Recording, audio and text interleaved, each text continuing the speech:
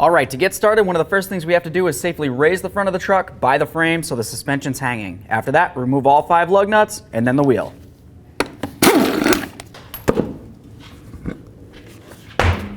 With the wheels off, we're going to follow our ABS wire up and behind here, and we're going to disconnect it. Go ahead and grab this tab, lift it up, and slide it out. It's always a good idea to check for any corrosion. If you see some, you need to take care of it. The next thing we need to do is remove this from the frame. I'm just going to use a little fork tool. You can use a pry bar, screwdriver, whatever you've got. Pop that out of there.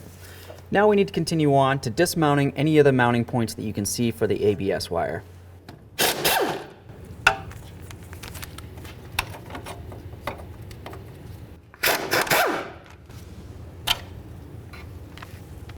Now the next thing we're going to do is just go ahead and get our cotter pin out for our outer tie rod end and then remove that tie rod end nut. We're going to separate the tie rod end from the knuckle. We're going to do that by hitting right on the knuckle with our hammer.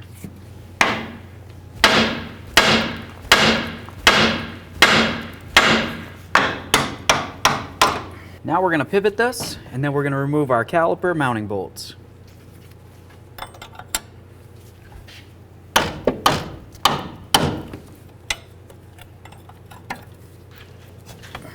Go ahead and grab onto that caliper.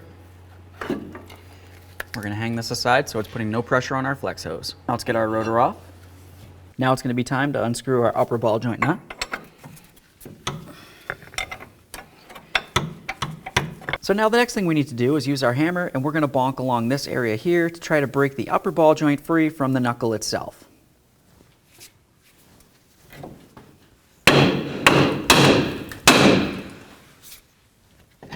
There we are. That was easy. All right, so now we're just going to go ahead and put a jack underneath the control arm to apply a little bit of pressure. That way there we can remove this nut.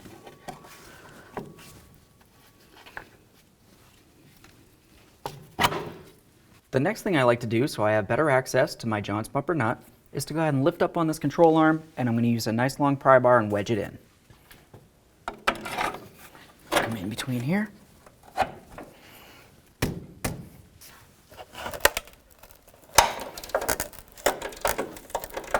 You might have to go ahead and hold on to the bottom area with some locking pliers.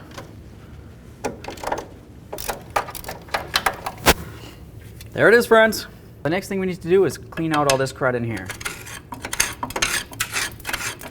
So now it's going to be time to install our brand new John's bumper. You're going to notice that you have a stop point right here. That's going to line up with this forward hole. Other than that, the stud's going to go through its original hole. There we are. Go ahead and put on your lock washer and then your nut.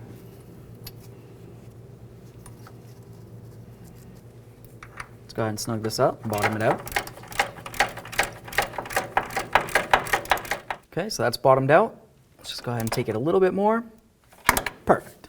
All right, now let's go ahead and get our pry bar out of here. Next, what I'm going to do is use a nice long pry bar. I'm going to come underneath this ridge right here and across the control arm. The reason for that is because I want to bring this down and put the stud into the knuckle itself. After we've done that, we'll go ahead and start on our ball joint nut, snug it up, and then tighten it to manufacturer specifications. So now we're just going to continue snugging this up, and then we're going to torque it to 61 foot-pounds.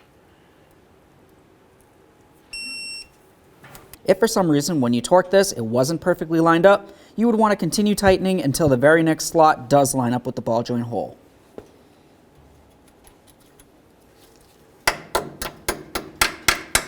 Let's continue on to putting on our ABS wire and of course the nut. We'll snug that up as well.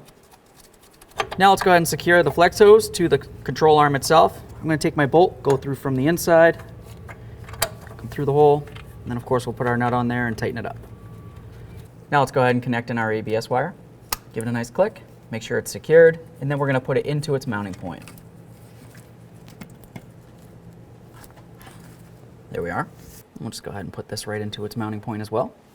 All right, so now the next thing you're going to want to do is make sure that you clean up the mating surface on your hub and on the back side of your rotor, basically the places where they're going to be touching against each other when we put them back together. Add a little bit of copper never sees. Let's go ahead and get our rotor on there. And then of course I like to use a lug nut just to hold the rotor so it doesn't wobble around on me. Okay, so now let's go ahead and get our caliper on. Slide that right over. Now we're going to put in both of our caliper mounting bolts. Okay, nice and tight. Let's install the outer tie rod end to the knuckle. Go ahead and snug this up, and then we'll torque it to 35 foot-pounds. So now that we have it torqued, something that you want to pay attention to is the stud of the tie rod to the slot on the nut. Essentially, we want it to match up so we can put in our cotter pin. If for some reason it doesn't, continue tightening until the very next slot does. Go ahead and peen over that cotter pin so there's no way the tie rod nut can come loose. Let's go ahead and get our wheel on here, start all of our lug nuts, snug them up, and then get the wheel on the ground, torque it to 100 foot-pounds. All right, let's torque these to 100.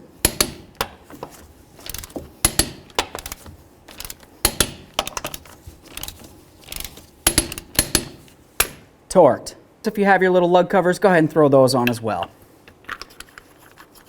Okay friends, so we got the job complete. Now all you have to do is go ahead and pump up your brake, check your brake fluid, and then of course get yourself safely down to your local alignment shop.